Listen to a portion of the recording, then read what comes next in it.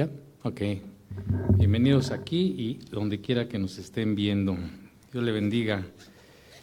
Señor, queremos darte gracias porque tú eres bueno y tu palabra eterna, que es viva y eficaz, nos ayuda a enderezar nuestras sendas, nos ayuda a conocerte más a ti, nos ayuda tu palabra con tu Espíritu Santo a conocer tu voluntad, y te rogamos que tú con tu palabra nos estés guiando, instruyendo para toda buena obra, y deseemos no solamente conocer, sino también vivir lo que tú nos enseñas. En el nombre de Jesús, amén.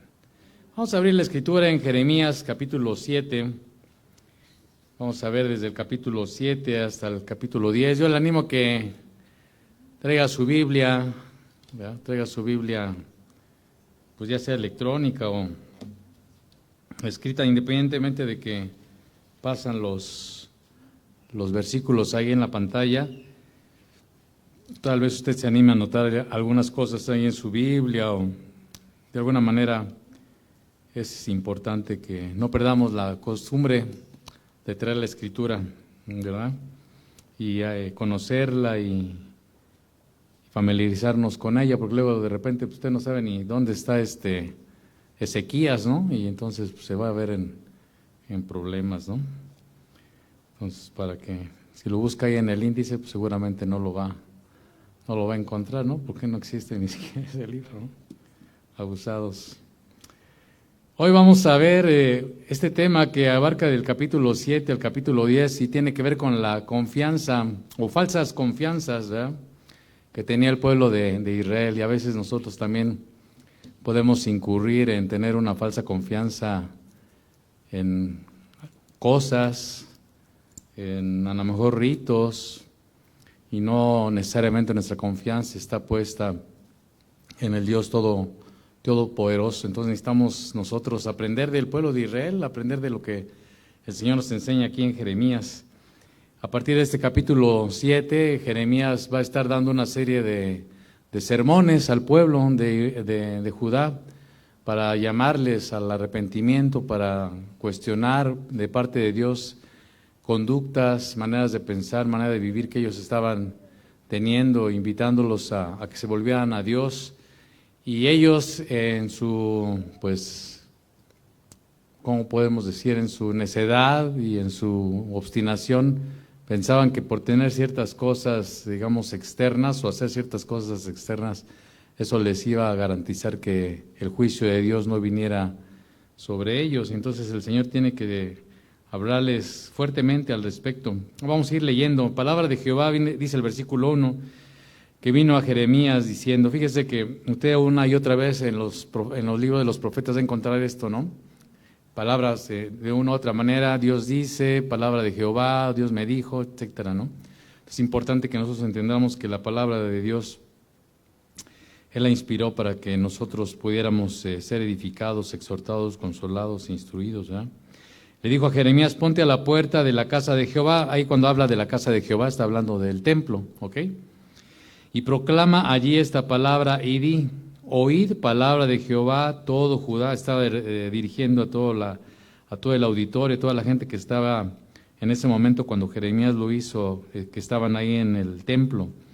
Dice, los que entráis por estas puertas para adorar a Jehová. Ellos, físicamente, ¿qué hacían? ¿A dónde iban? Al templo, a la casa de Jehová. Y supuestamente, ¿a qué iban? A adorar a Jehová.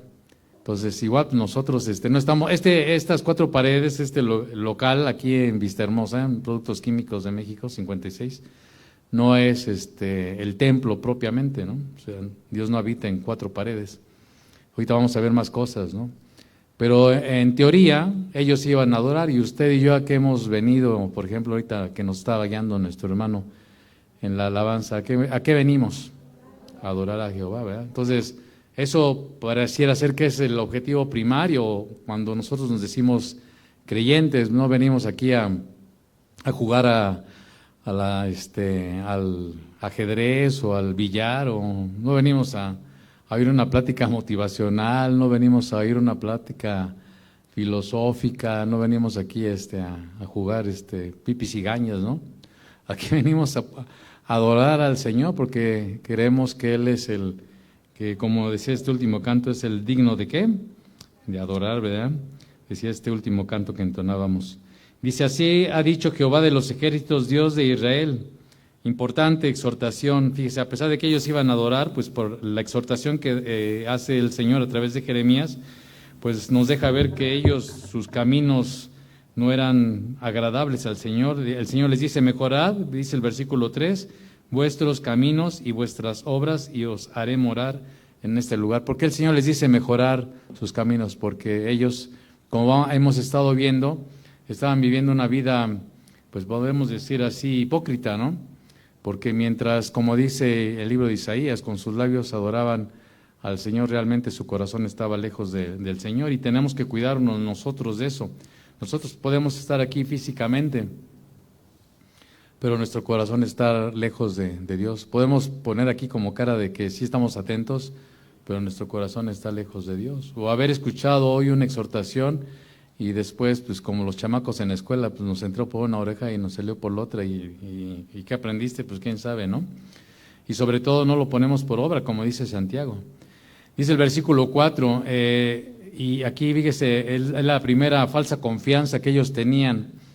Ellos pensaban que por tener el templo que había construido Salomón, si usted va a Primero de Crónicas y lee el primer libro de Crónicas, se va a dar cuenta que el templo que Salomón había construido era un templo, pues por lo que nos describe, majestuoso desde el punto de vista humano, ¿no? Externo, era un templo maravilloso. El ábacro de bronce pues, estaba asentado sobre 12 bueyes, por ejemplo, ¿no? Y el altar del holocausto era enorme. Las columnas estaban revestidas de oro, las puertas también. Cuando usted lo lee, pues no nos alcanzamos a imaginar la grandeza de ese lugar. Sin embargo, a pesar de eso, ellos habían perdido de vista que lo que Dios desea es adoradores en espíritu y en verdad, no solamente que le adoremos de palabras, ¿no? El versículo 4, aquí viene Jeremías va a recalcar esta falsa confianza que ellos tenían en el templo, en ese edificio, en esa construcción física. Dice, no fiéis o no confíen, es lo mismo, en palabras de mentira, diciendo, templo de Jehová, templo de Jehová, templo de Jehová es este. 3 veces Jeremías aquí como que recalca, como darnos a entender que ellos pensaban que por el hecho de que tuvieran el templo de Salomón, el juicio de Dios no iba a venir sobre ellos y el ejército babilónico no iba a venir a invadirlos y a llevarlos cautivos. Ellos pensaban que eso era una garantía. Es como también usted ya ha oído en otras predicaciones de nuestro pastor, ¿no? El principal, pues no por el hecho de traer una Biblia cargando, pues no por eso significa que somos creyentes, ¿no? O que estamos exentos de que algo por andar en malos caminos nos llegue a ocurrir, ¿me explico? Entonces, porque no es en sí esto, ¿no? O un lugar. Hay mucha gente que confía en los lugares y piensa que teniendo su confianza en ello, ¿verdad? Poniendo su fe en ello, haciendo actos de incluso, pues prácticamente adoración a ese lugar, a eso que le llaman, incluso usted lo ha oído aquí en nuestro país, esos santuarios, ¿no? Que le llaman, ¿verdad? Y los exaltan, y los adornan, y los cuidan, y los procuran, porque piensan que ahí es donde mora, en este caso, a lo mejor una divinidad, ¿no? Y no quiero poner apellidos. Sin embargo, ellos también tenían esta misma actitud. Ellos pensaban que el templo de Jehová era garantía, el templo de Salomón era garantía para que ellos pues no experimentaran ese juicio, ¿verdad? Y Dios de una otra manera está queriendo captar su atención para que su seguridad no estuviera en un objeto. Es importante que nosotros entendamos esto, ¿verdad? Ellos pensaban que por el hecho de tener el templo la ciudad iba a estar a salvo, pero pues como dice la Escritura, vamos a leer más adelante, fíjese, vamos a seguir leyendo, dice, pero si mejorareis cumplidamente vuestros caminos y vuestras obras, Si con verdad hicierais justicia entre el hombre y su prójimo, y no oprimierais al extranjero, al huérfano, a la viuda. ¿Se da cuenta el contraste? Ellos decían templo de Jehová, templo de Jehová, templo de Jehová es este, y supuestamente iban al templo a adorar a Jehová, pero ellos, sus hechos, ¿cuáles eran? Pues dice que eran injustos, oprimían al extranjero, al huérfano, a la viuda, ¿verdad? En el lugar derramaban sangre inocente, ¿verdad? Incluso dice el versículo 6, y andaban en idolatría, ¿verdad? Dice el versículo 8, he aquí, vosotros confiáis en palabras de mentira que no aprovechan, hurtando, matando, adulterando, jurando en falso, incensando a Baal, que era un ídolo, ¿verdad? Y andando tras dioses extraños que no conocéis. Entonces, fíjese la incongruencia, ¿no? Es como si alguno de nosotros, espero que no sea así, pues viene aquí, pero pues de repente se va a su casa y ahí tiene sus altares de adoración. Una de las cosas que pasó en la conquista española es que mientras por la fuerza los oriundos, los indígenas eran sometidos para bautizarse y para convertirse, entre comillas, en cristianos, entre comillas, ellos en los secretos seguían adorando a Tonantzin y seguían adorando a Quetzalcóatl y bueno, después ya se hizo todo un sincretismo al respecto, ¿no? Entonces, ¿por qué? Porque solamente por fuera, pues, con tal de ya que los españoles no los siguieran matando y sojuzgando de manera violenta, pues y convirtiéndose de manera superficial a ese Dios, al Dios que ellos llamaban, ¿verdad?, de la Biblia, no por eso ellos dejaron de adorar a sus dioses. Entonces, por eso le digo, yo espero que usted no esté haciendo eso, ¿no? A lo mejor nuestros dioses no son Quetzalcóatl, no son Tonantzin, no son los que salimos cuando estábamos en la religión popular. A lo mejor nuestros dioses son otros, ¿no? A lo mejor nuestro Dios es la televisión, a lo mejor nuestro Dios es el dinero, a lo mejor nuestro Dios es X. Entonces tenemos que examinar nuestro corazón porque a lo mejor por aquí venimos con una apariencia, como le decía el Señor a los fariseos, pero negamos de piedad, venimos con apariencia de piedad, pero negamos la eficacia de ella, ¿verdad? O sea, no hay un fruto de esa piedad que decimos proclamar o creer.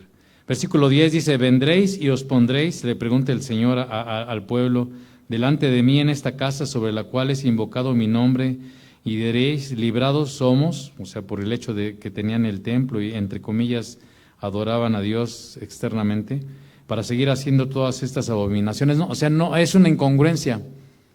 Por eso el creyente, por eso dice el Señor que un creyente verdadero, ¿qué va a dar? Frutos, ¿verdad? Y amor, gozo, paz, paciencia, benignidad, bondad, fe, mansedumbre, templanza. Contra tales cosas no hay ley, ¿verdad? Entonces se debe de manifestar cambios en nuestra vida, producidos por la acción del poder Espíritu Santo en nuestras vidas. Versículo 11, es cueva de ladrones delante de vuestros ojos esta casa sobre la cual es invocado mi nombre. Y eso nos remite a Mateo 21:13. Estas mismas palabras el Señor las utilizó cuando entró al templo en la última semana, más o menos unos dicen que fue por ahí de lunes, cuando entró en la última semana antes de morir. Dice Mateo 21:13, y les dijo, escrito está, mi casa de oración será llamada. Esta es una cita de Isaías. Pero el Señor sigue añadiendo, mas vosotros la habéis hecho cueva, igual que ellos, igual que en los tiempos de Jeremías. ¿Se da cuenta? Las similitudes. Y entonces nos deja ver que a veces las cosas no cambian a pesar del tiempo, que no es una cuestión de lo externo, sino es una cuestión de ¿qué? Del corazón, una cuestión que está dentro de nuestro corazón. Y entonces ellos habían convertido ese lugar al que adoraban en una cueva de ¿qué? De ladrones, ¿verdad? Pues ya acabamos de leer todo lo que ellos hacían. He aquí que también yo lo veo, dice Jehová. Entonces, a veces nosotros pensamos que pues, podemos pasar por alto cosas, ¿no?, en nuestra vida, y aquí podemos tener una cara. Yo les puedo estar dando una cara, ustedes podemos estar aquí dando una cara. Cuando nos vemos los miércoles o los domingos en las reuniones podemos dar una cara, Pero ¿qué pasa cuando estamos ahí en nuestra intimidad, ahí con nuestros hijos, con nuestra esposa, con nuestros compañeros de trabajo, cuando estamos incluso en la intimidad más íntima en nuestra soledad? ¿Cómo estamos caminando delante de Dios, de nuestros pensamientos, nuestras actitudes? Ahí, de todos modos, ¿quién está presente? Dios, ¿no? Entonces aquí a lo mejor pues, podemos poner una cara y pues tenemos cara de Juan Diego, ¿no? Que no rompemos ni un plato, ¿no? Pero pues ahí en nuestra casa rompemos toda la vajilla, ¿no? Entonces, bueno, Dios dice aquí el versículo 11, aquí también yo lo veo, ¿verdad? Y Jeremías les va a advertir en el versículo 12 algo interesante. Jeremías les va a advertir que no piensen que por el hecho de que tengan el templo no va a venir el juicio de Dios. Y Jeremías les hace referencia a Silo. Fíjense el versículo 12, andad ahora a mi lugar en Silo, donde hice morar mi nombre al principio, y ved lo que le hice por la maldad de mi pueblo Israel. No era la primera vez que ellos pensaban que por el hecho de que ellos tuvieran un lugar para adorar, que estaban exentos, si su conducta no daban frutos dignos de arrepentimiento, de que Dios no iba a traer un juicio sobre ellos. O sea, lo mismo le pasó al pueblo de Israel después de que Jesús murió en la cruz del Calvario.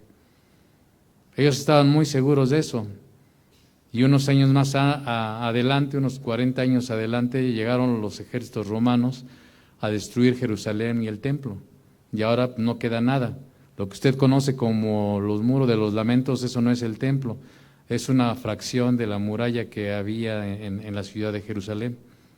¿Sale? O sea, el templo no quedó nada, porque el Señor dijo, ustedes ven este templo, les dijo a sus discípulos, ¿se acuerdan? Mateo 24, les dijo, no va a quedar piedra sobre piedra.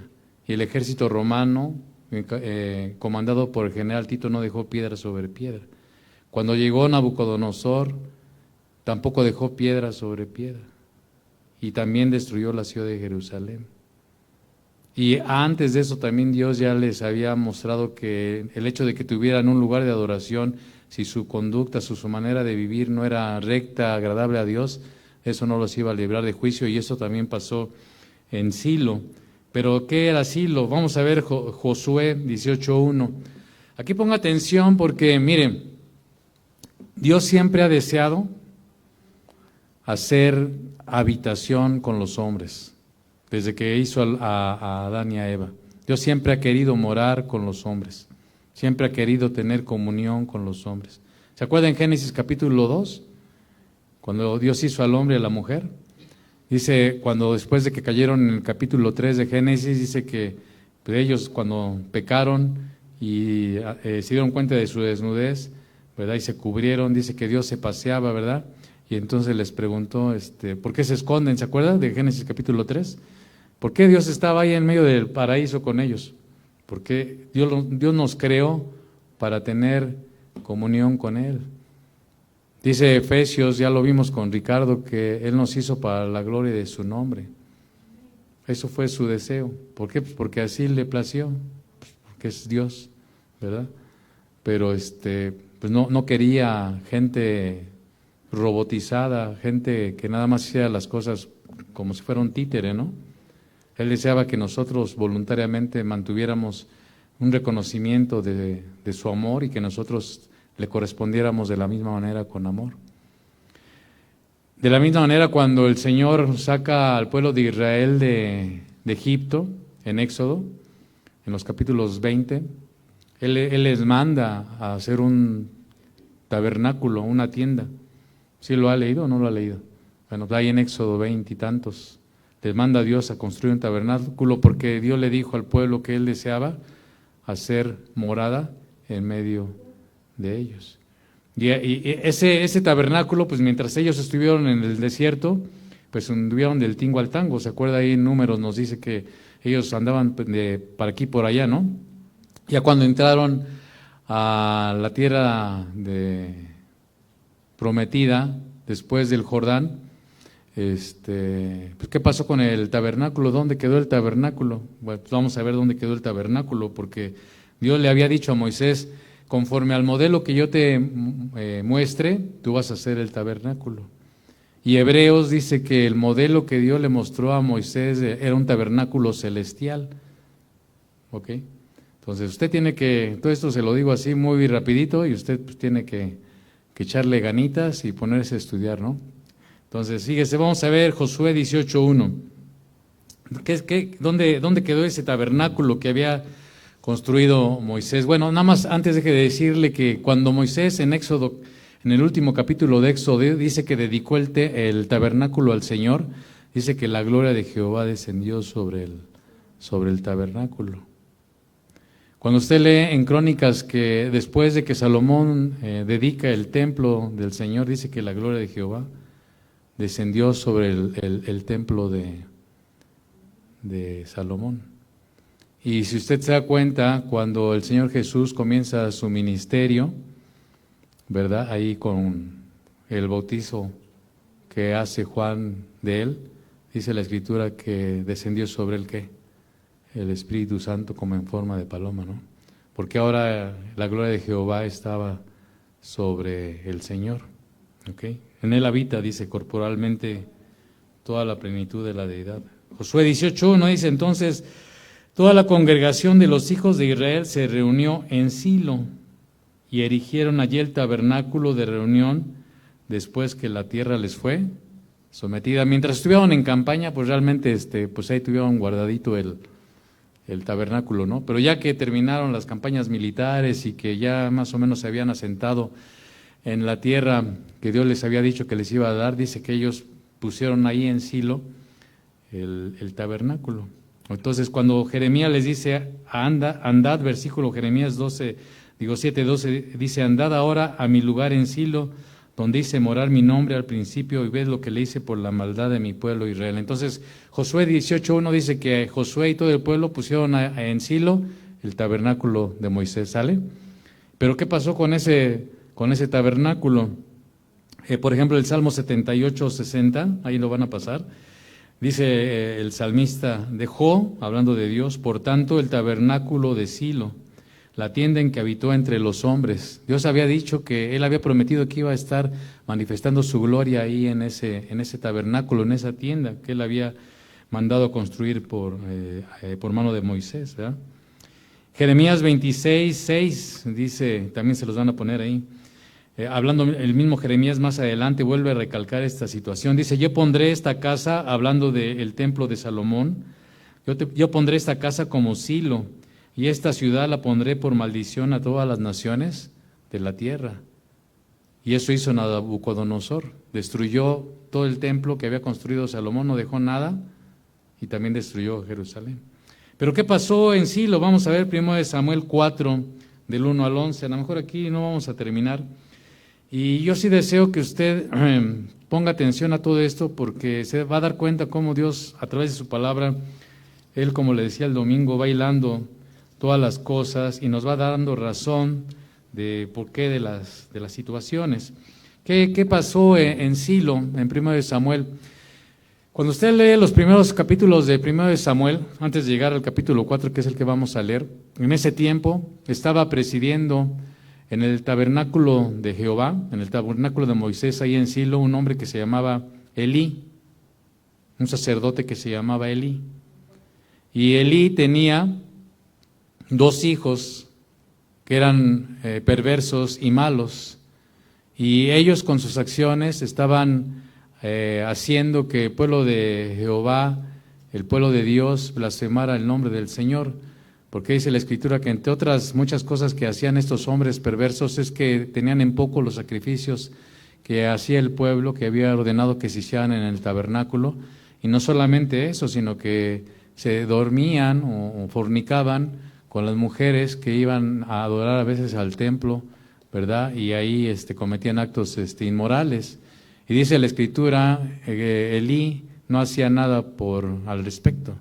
Dios en 2 ocasiones le advirtió a Elí que por causa de eso iba a tener juicio sobre él, sobre sus hijos y sobre toda su descendencia. Y cosa que cuando usted ve la Biblia se cumplió. Y Elí pues no hizo nada al respecto. Y en ese tiempo Dios levantó a Samuel como profeta, ¿verdad? Dios se reveló a Samuel y usó a Samuel como un hombre, porque dice la Escritura que Samuel no dejaba caer en sentido figurado al suelo ninguna palabra de las que el Señor le daba.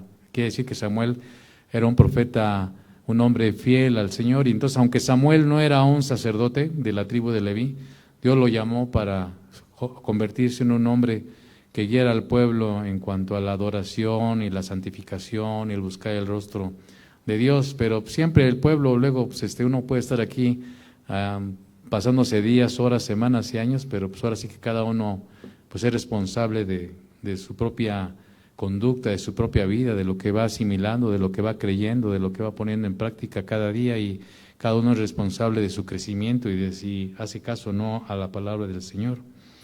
Bueno, dice el versículo 1, y Samuel habló a todo Israel. Entonces pues aquí nos encontramos más o menos por esos tiempos, ¿sale?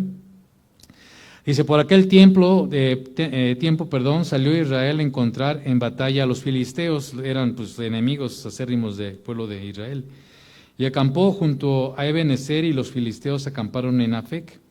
Y los filisteos presentaron la batalla a Israel, y trabándose el combate, Israel fue vencido delante de los filisteos, los cuales hirieron en la batalla en el campo como a 4,000 hombres, ¿verdad? Pues fueron tremendamente derrotados. Cuando volvió el pueblo al campamento, los ancianos de Israel dijeron, fíjese, normalmente nosotros esperamos que nos vaya bien haciendo un mal, ¿no? Pensamos que nos va a ir bien haciendo el mal. Y aún en aspectos de nuestra vida, puede ser que hay un área en nuestra vida que si nos salimos del principio de la norma de Dios, pues no nos puede ir bien cuando nosotros nos salimos del principio de Dios, ¿verdad? Entonces a veces nos pasa como estos israelitas, versículo 3, preguntan, dice, ¿por qué nos ha herido hoy Jehová delante de los filisteos? Normalmente cuando la gente a veces llega a tener situaciones tremendas en su vida, pues lo primero que recula es contra Dios, ¿verdad? Y lo primero que uno dice es, ¿por qué a mí? ¿Por qué Dios? ¿No? Entonces, hay que tener cuidado con esas actitudes y con la manera como a veces nos acercamos al Señor para cuestionar algunas cosas, ¿no? Entonces hay que tener cuidado, porque a veces puede ser que, pues porque transgredimos un mandamiento, un principio, ¿verdad? Si yo aquí muy valiente camino hacia adelante y pues me voy a dar un reverendo zapopazo porque aquí hay un espacio de por medio, ¿no? Entonces, pues no está muy alto y a lo mejor la brinco, pero ¿me explico? O sea, no podemos quebrantar la ley de la gravedad así impunemente, ¿o sí? ¿No, verdad? Entonces, pues igual, pues, ¿por qué pensamos que un principio eterno, una ley de Dios podemos quebrantarla impunemente? Pues no. De una u otra manera, pues bueno, pues vamos a recibir una consecuencia como causa de haber quebrantado algún mandamiento del Señor. Entonces estos hombres se preguntaban, ¿por qué nos ha herido hoy Jehová delante de los filisteos? Y entonces dijeron, traigamos a nosotros de Silo, fíjese, ¿qué había en Silo? Estaba el tabernáculo, ¿verdad? Entonces dijeron ellos, vamos a traer el arca del pacto de Jehová para que viniendo entre nosotros nos salve de la mano de nuestros enemigos, así como Indiana Jones, ¿no? ¿Se acuerda que los disque alemanes, ¿no? Los nazis querían, andaban buscando el arca perdida, ¿no? Para que, sabían que el arca era un objeto así, como que por así tenía poderes intrínsecos y que si se lo llevaban al campo de la batalla, pues iba a fulminar con rayos, tipo láser a los oponentes de los nazis, ¿no? Bueno, pues para los que no han visto Indiana Jones, pues no, mejor vean la Biblia, ¿no? Pero sale, vale. Entonces, pero la idea parece de chiste, ¿no? Y parece que de cotorreo, pero era la misma idea que ellos pensaban, que por el hecho de que llevaran el arca, eso les iba a dar la victoria. No deje de proteger, hermana, les iba a dar la victoria. Y envió el pueblo a Silo, y trajeron de allá el arca del pacto de Jehová de los ejércitos, que moraba entre los querubines. Acuérdese que estaba ahí estaban dentro de la tienda. Acuérdese que también había cortinas que tenían querubines estampados. Y los dos hijos de Elí, Ofni y Fines, estos malvados, perversos, blasfemos, ¿verdad? Pérjuros, fornicarios, ¿verdad? Llevaron el arca. Estaban allí con el arca del pacto de Dios. Aconteció que cuando el arca del pacto de Jehová llegó al campamento, todo Israel gritó con gran júbilo que la tierra tembló. ¿En quién estaban poniendo ellos su confianza? En el arca, ¿verdad? Jeremías 7, ¿en quién estaba poniendo el pueblo en los tiempos de Jeremías su confianza? En el templo. En los tiempos del Señor Jesús, ¿en quién estaban poniendo ellos su confianza? Todos los religiosos del tiempo del Señor, en el templo. El Señor Jesús les dijo en Juan, destruyan este templo y en 3 días lo levantaré. Y ellos dijeron, estás loco, este templo se tardó muchos años en levantarse y tú dices que en 3 días lo levantarás. Pero fíjese la analogía que está haciendo el Señor. Pero dice Juan, Él estaba hablando de su cuerpo. En ese tiempo, cuando el Señor vino a establecerse aquí en su ministerio en la tierra, la gloria de Jehová, ¿en quién habitaba? En el Señor Jesús, ¿se da cuenta? Entonces siga todo esto porque todo esto tiene su razón de ser, o sea, no crea que estamos aquí inventando cosas. Todo esto es como un Lego, ¿verdad? Que vamos viendo hermosamente, que nos enseña la palabra del Señor. Entonces, pues versículo 5, Israel gritó con gran júbilo que la tierra tembló, ¿verdad? Es como si usted pensara que por venir aquí a las reuniones y no fallar en los 365, no son 365, las 52 semanas, los 52 miércoles y los 52 domingos, pues todo le puede ir de maravilla. Pues no necesariamente, ¿verdad? ¿Me explico? Si andamos chuecos, ¿no? Con la brújula chueca. Entonces, cuando los filisteos oyeron la voz de júbilo, dijeron, ¿qué voz de gran júbilo es esta en el campamento de los hebreos? Y supieron que el arca de Jehová había sido traída al campamento. Y los filisteos tuvieron miedo porque decían, fíjese, esta era la concepción que tenían los impíos, los filisteos. Porque de alguna manera el arca representaba la presencia de Dios en medio del pueblo. Pero no es porque ella lo contuviera, como otra vez regresa a la película de Indiana Jones, ¿verdad? No porque ahí adentro hubiera algún poder. ¿Me explico? O sea, nosotros los creyentes, ahorita vamos a hablar un poquito más de nosotros ahora como creyentes, porque Corintios, vamos a verlo más adelante, dice que los que han nacido de nuevo, ahora en su gracia, en este tiempo, Él ha hecho morada en nosotros. Así le ha placido Él, ¿ok? Entonces, la gloria de Dios se va a manifestar en nosotros no por nuestra linda cara, ¿me explico? Si vamos a ver la gloria de Dios en nuestras vidas es porque Él así lo desea, hacerlo en nosotros y mostrar su gloria para la alabanza de la gloria de su nombre y para que otros vengan al conocimiento de Él y otros conozcan que Él es el Dios todopoderoso. Por eso tan importante un creyente pues que anda de capa caída y anda todo arrastrando la cobija, todo, Dios, pues a lo mejor sí se vale que medio te chicopales, pero pues una cosa es, como dice Pablo, pues tener un ratito de tristeza y otra cosa es pasártela tristeando, ¿me explico? Porque ¿dónde está tu Dios? ¿Dónde está tu fe? ¿Dónde está tu Señor? Ahora, no hay que luego revolver la gimnasia con la magnesia. Ya una vez Ricardo nos decía, no piense que Dios va a hacer lo que a usted le toca hacer, ¿no? Digo, no tenemos que confundir la gimnasia porque luego confundimos la gimnasia con la magnesia. Nosotros tenemos que hacer lo que tenemos que hacer y dejarle lo demás ¿a quién? Por ejemplo, hace rato entonaba Ricardo el canto. Si estamos pasando por problemas, ¿qué nos dice Dios? Galada, ¿no?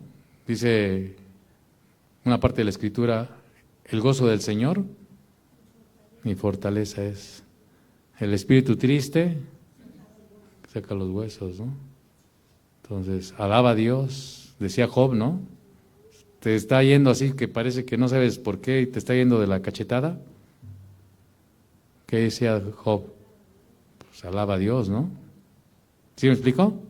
Porque eso es lo que nos toca. Y entre otras cosas, no solamente estamos poniendo un ejemplo. Bueno, vamos a seguirle. Entonces los filisteos dijeron, ay de nosotros, pues antes de ahora no fue así.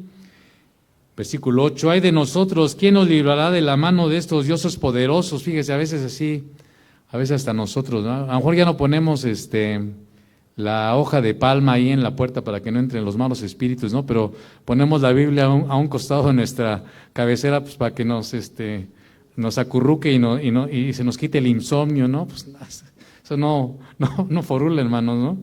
Eso no forula. ¿Quién nos librará, decían estos enemigos, de la mano de estos dioses poderosos? Pero pues ellos no entendían, ¿verdad? Estos son los dioses que dieron, fíjese, a Egipto con toda plaga en el desierto, pero fue el arca que los libró de la mano fuerte de Faraón. Pues ni existía arca, ¿se da cuenta? Ni existía arca, ni existía templo, ni existía tabernáculo. Porque Dios va más allá de objetos, de cosas inanimadas, ¿vale? Pues es importante que entendamos eso. Nuestro Dios no está limitado, dice Él, la tierra es el estrado de mis pies, ¿no? Y el cielo es el asiento de mi trono, ¿no? Y dice el versículo 9, y dijeron, esforzaos, oh filisteos, y sed hombres, para que no sirváis a los hebreos, como ellos os han servido a vosotros, sed hombres y pelead. Bueno, pues ellos, pues en eso era su fortaleza, ¿verdad? Pelearon pues los filisteos e Israel, ¿qué? ¿Qué pasó entonces? ¿Falló el arca? ¿Falló Dios? ¿Qué falló? Pues falló el corazón del pueblo. Falló que el pueblo no era fiel a Dios. Falló que el pueblo no puso su confianza en el Señor. Falló que ellos pusieron su confianza en un objeto, ¿verdad? Y no en el Dios Todopoderoso, ¿ok?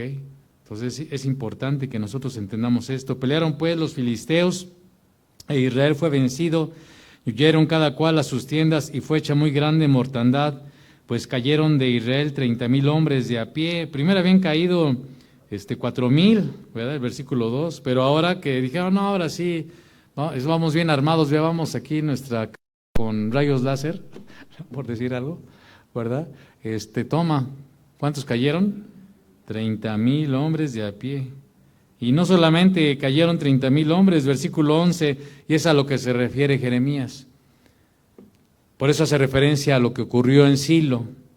Y si ustedes ponen su confianza en el templo de Salomón, y dicen templo de Jehová, templo de Jehová, templo de Jehová es y no saben que ustedes lo han hecho una cueva de ladrones, ustedes oprimen a los viudas, oprimen a los huérfanos, oprimen a los extranjeros, viven en la mentira, son rebeldes, son fornicarios, son idólatras. Entonces, ¿cómo pretendes? Pues aunque traigas una Biblia o la leas y estés aquí en una reunión, porque Dios está contigo, Dios no está contigo. ¿Verdad? Y aunque lo invocares, como vamos a ver más adelante en Jeremías, Dios le va a decir a Jeremías, ya no ores por este pueblo, porque yo ya los voy a traer mi juicio sobre ellos. Tremendo, ¿no? Siempre Dios está esperando que nosotros estemos intercediendo por la gente, pero en ocasiones tal vez Dios nos diga, ¿sabes qué? Ya no ores, no que se canse, sino ya no ores, yo voy a tratar de una manera diferente. Ya no ores, yo voy a tratar de orar. Eso está tremendo, ¿no? Que Dios diga, ya no ores por tu hijo, yo voy a tratar con él de una manera. Ya no ores por tu marido, yo voy a tratar de él de una manera diferente. Ya no ores por tu esposa, yo voy a tratar de una manera diferente con él. Son palabras tremendas, ¿no? O sea, para que no tomemos el nombre del Señor así en vano, ¿verdad? Y el arca, versículo 11, y el arca de Dios fue tomada y muertos los dos hijos de Elí, Ofni y Fines, ¿no? O Finés, como quieran leerlo. Tremenda situación, a eso se está refiriendo Jeremías, vamos a regresar a Jeremías 7:12, ¿verdad? Andad ahora a mi lugar en Silo, donde hice morar mi nombre al principio, y ved lo que hice por la maldad de mi pueblo Israel. ¿Qué hizo Dios? Fueron vencidos por los filisteos, se llevaron el arca y mataron a los hijos de Elí. Y ahí anduvo rodando el arca, y esa es otra historia, ¿verdad? Ahora, fíjese, en 1 Corintios 13, 16 al 17, no me puedo detener, hay todo un desarrollo en la Escritura acerca de cómo Dios se ha ido revelando a los hombres. Ujú. Y en esta, como le decía hace rato, en este tiempo de gracia, en este tiempo en el que estamos nosotros viviendo, tenemos un gran privilegio. Por eso no exaltamos lugares. Usted puede ir a algunos sitios en nuestro país y ver grandes construcciones, y si me entiende, ¿no? Construcciones que tienen torres muy altas, lugares que desde el punto de vista arquitectónico y en cuanto a la mejor arte, vamos a llamarle así, desde el punto de vista humano, pues son impresionantes, ¿no? Acabamos de estar hace poco en un lugar y pues así de lejitos ve uno lo que está ahí adentro de ese lugar donde, entre comillas, se adora al Dios de los cielos. Y usted ve cosas desde el punto de vista humano, pues así que impactantes, ¿no? Pero pues nada de eso es comparable con la gloria del Dios Todopoderoso, ¿no? Y la gente cuando construye esas cosas como para que la gente tenga una idea de la grandeza de Dios, pero Dios es más grande que los cielos, ¿verdad? Y los cielos de los cielos no lo pueden, dice la Escritura. Cuando habla de los cielos, está hablando del universo. No lo pueden contener, porque Él es más grande que el universo, ¿no? Si la gente dice que el universo, pues no le han visto el fin, pues Dios es más grande. No es infinito, el único infinito es Dios. Cuando usted oiga joven que estudia, que le digan que el universo es infinito, el universo no es infinito. El universo es finito. El único infinito es Dios. O sea, no se crea los cuentos de Marvel y los, ¿cómo se llaman esos monos? Los Avengers. No se crea esas tonterías, ¿verdad? Porque el único infinito es Dios. Por eso cuando usted oiga, no, es que el universo es infinito, pues no sabes. Tú piensas que es infinito, pero el único infinito es Dios. Bueno, 1 Corintios 3, del 16, dice, déjenme buscarlo yo porque ya estoy re ciego. ¿Ya? Le decía que en este tiempo de gracia a Dios le ha placido habitar, hacer morada, y ya vamos a acabar con esto hoy. Luego le digo siempre que me voy a acabar y no acabo, ¿verdad? 1 Corintios 3. Y dale gracias a Dios porque si usted ha nacido de nuevo, pues es una super bendición, amén. Es un gran privilegio. Dios ahora ha trasladado su gloria de su Hijo, ahora también la manifiesta en aquellos que formamos su cuerpo, que somos su iglesia, y nos ha hecho a cada uno de nosotros un templo donde more su poder y su gloria. 1 Corintios 3, 16, estamos ahí, ¿verdad? Dice Pablo a los Corintios, ¿no sabéis que sois templo de Dios? Amado, ¿no sabe usted y yo, no sabemos que somos templo de Dios? Si hemos nacido de nuevo, si somos creyentes genuinos, si hemos creído verdaderamente en el Señor Jesús como nuestro Señor y Salvador, si hemos reconocido nuestra iniquidad, si le hemos pedido perdón, si le hemos pedido al Espíritu Santo que nos perdone y nos llene de su presencia. Dice, ¿no sabéis que sois templo de Dios y que el Espíritu de Dios mora en vosotros? Tremendo, ¿verdad? A veces no somos conscientes de esta grande bendición. Por eso nosotros le decía, no exaltamos lugares, porque si somos creyentes, nosotros somos morada del Dios eterno. Versículo 17, si alguno destruyere el templo de Dios, ¿de cuál templo está hablando? Por eso tenemos una gran responsabilidad delante de Dios con nuestro cuerpo, que el Señor nos ayude a tener esta conciencia. Por eso es tan importante cuidar este cuerpo. No estamos hablando de estética, no estamos hablando de tintes, no estamos hablando de cirugías, estamos hablando más allá de eso. ¿Ok? Por eso es tan importante tomar conciencia de nuestro cuerpo, porque bueno, si somos hijos de Dios ya no es nuestro cuerpo, ahora es cuerpo que Él ha comprado también con su sangre preciosa, amén. Por eso dice Romanos en capítulo 6 y 7, que no, si antes estos miembros los consagrábamos a la injusticia, si estas manos las dedicábamos a pecar, si con nuestros labios decíamos maldad, con nuestros oídos escuchábamos maldad, si con estos ojos que se han de comer los gusanos veíamos cosas inapropiadas, impuras, si estos pies los dirigíamos a lugares malos, pecaminosos, pues dice ahora Dios que estas manos, estos pies, estos ojos, esta boca, estos oídos los consagremos para servir a la justicia, amén. Por eso es tan importante lo que vemos, lo que oímos, lo que tocamos, cómo lo tocamos, ¿verdad? ¿Dónde andamos? ¿Qué lugares pisamos? ¿Verdad? Guardando nuestro corazón, etcétera, etcétera, etcétera. Tener cuidado, ¿verdad? ¿Dónde me quedé? Si alguno destruyera el templo de Dios, Dios lo destruirá a él, porque el templo de Dios, el cual sois vosotros, ¿qué es? Santo es, ¿verdad? Entonces, ese es un gran honor, un gran privilegio, es un gran placer que Dios nos ha concedido, ¿verdad? Nosotros ahora somos morada del Dios vivo, y bueno, pues que el Señor nos ayude a tener esa conciencia, ¿verdad? Para cuidar nuestra, entonábamos antes con los niños un canto, ¿verdad?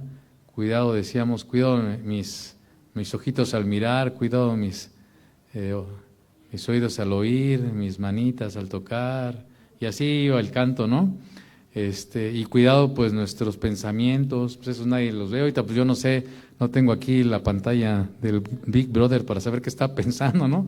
Entonces, ni la pantalla del Big Brother para ver qué está sintiendo o cuáles son sus actitudes, pero tenemos que cuidar todo eso, ¿verdad? Porque pues todo eso también afecta a nuestro ser entero, ¿ok?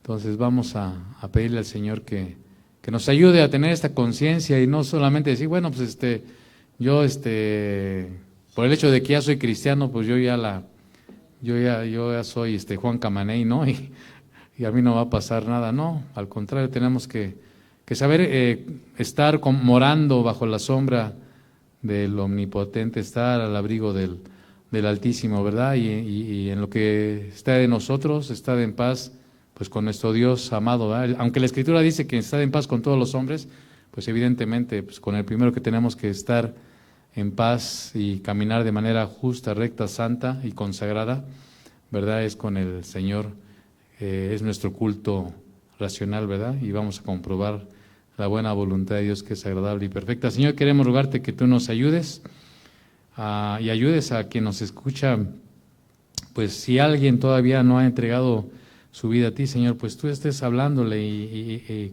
haciéndole comprender, Espíritu Santo, que tu propósito no es que la gente perezca, sino que procedamos al arrepentimiento.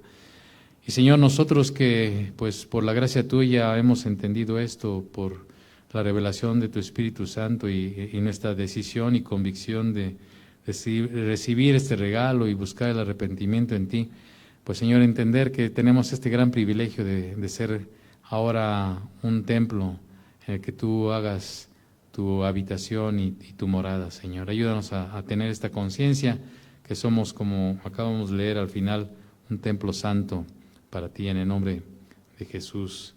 Amén.